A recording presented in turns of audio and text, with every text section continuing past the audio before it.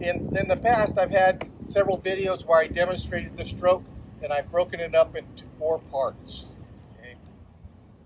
So there's the release. The release is the beginning or the end of the previous stroke and the start of the new stroke. And during the release, your shoulders are turned back, quarter turn. Okay.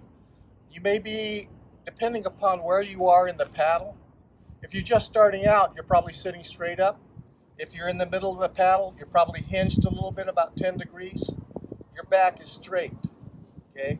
So your shoulders are turned, your hands are down at the gunnels, your paddle is out of the water, okay?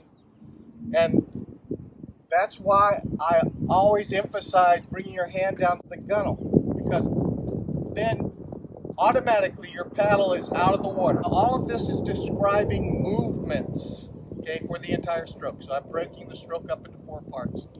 Before I started off calling it the hinge, but other people call it the return or the recovery phase, okay? So anyway, when you start out, your shoulders are turned, your paddle's out of the water, your hands are down at the gunnel. Okay? You're looking straight ahead. Now, when you drop forward during the return, the top hand is drawing it. The top hand is drawing the paddle like a sword from the scabbard, so it's pulling forward. The bottom hand is assisting that with a slight pull. It's as if you had a slight weight behind you and you're pulling it, and it makes your core tight. Now, why do we do that? We do that because if a wave suddenly hits you, you'll be able to get into the water and stroke again. Okay? If it's just loosey-goosey, then you're not going to be able to react in time. Okay?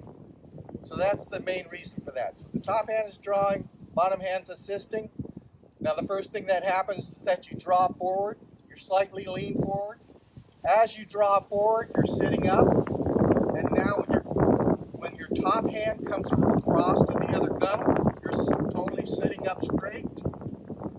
And now you're going forward, and the top hand is making a corkscrew action like this forward. Okay? So it's drawing forward, and let me do that again. You don't want your top hand out here. You want it close to your forehead. Okay? So when you come forward, like this. Okay? Top hand no more than a fist length above your head. Okay? But you want to be able, your arm is crooked, okay, not straight. And you're going to the reach position. So that the end of the return face is the reach position. So you're drawing forward and out, and now this arm is straight out. It's pointed toward the nose of the canoe. Okay?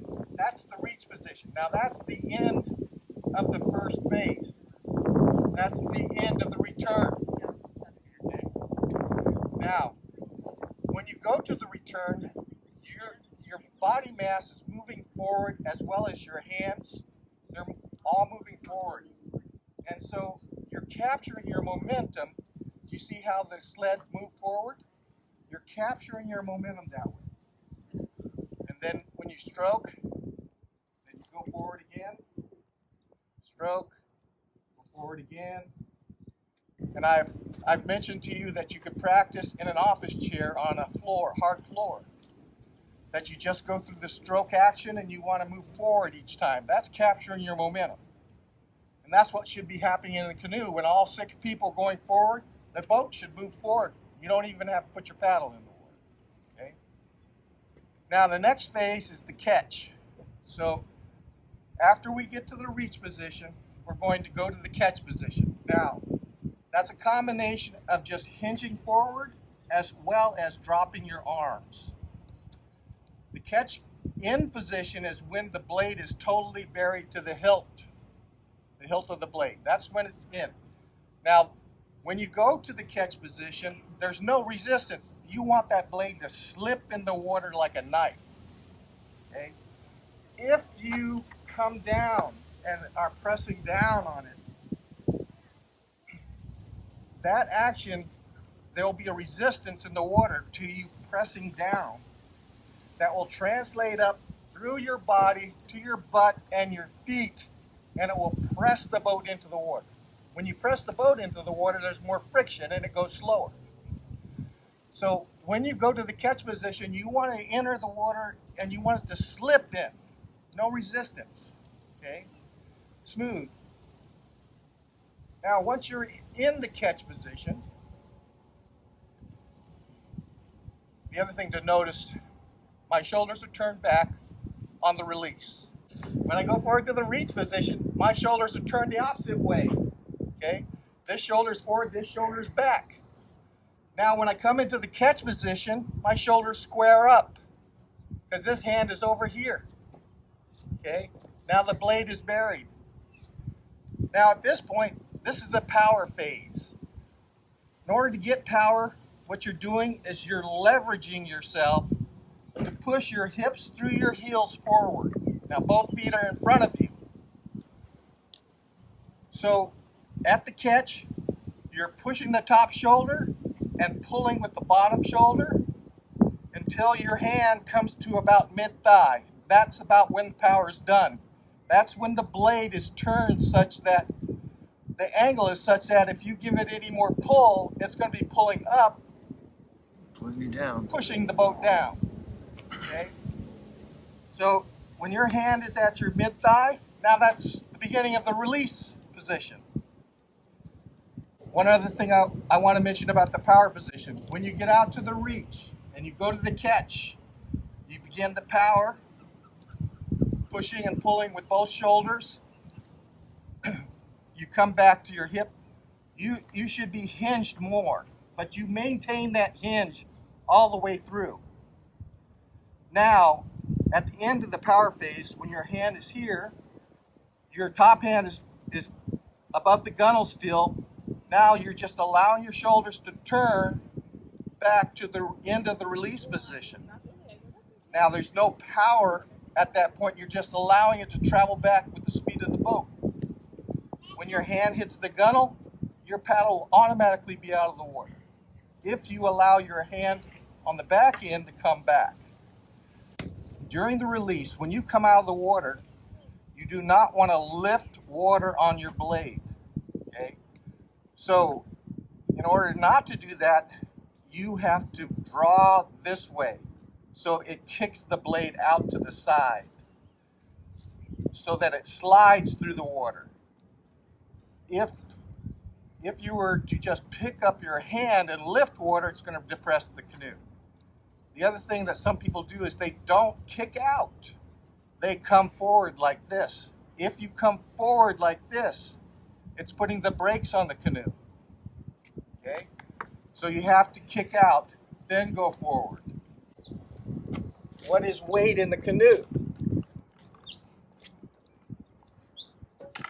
We have practices where all we did was practice not putting your weight in the canoe. So now I have these wheels underneath the canoe, and it's at a fulcrum point. And so when you come forward, hopefully you're going to go through the entire stroke and there'll be no weight shift. Okay? Now, if I were to come forward and I just tilt my body down, then I put my weight in the canoe. And I'm forcing the nose of the canoe down. Now that's the worst thing that you're going to do. The canoe is constructed in such a way to break through waves, but it's got a shape that comes out, which when it hits that water, if you were to push the nose down, it's going to put more resistance against you.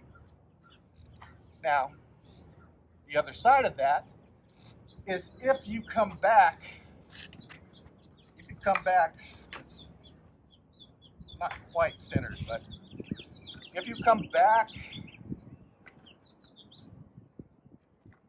like this, and you push the tail of the canoe down, it's in a shape that as it comes out of the water, even when it's pushed down, it pushes you forward.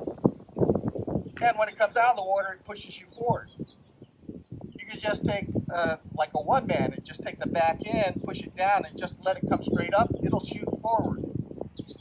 Okay? So if you're going to put any weight in the canoe, it would be rearward weight.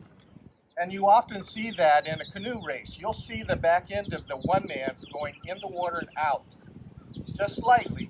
And they don't push the nose in, okay? But I wanted to emphasize, don't shift your weight so much that it comes down, and then it comes back, and then it comes down, then it comes back. Okay, that's putting weight in the canoe, okay?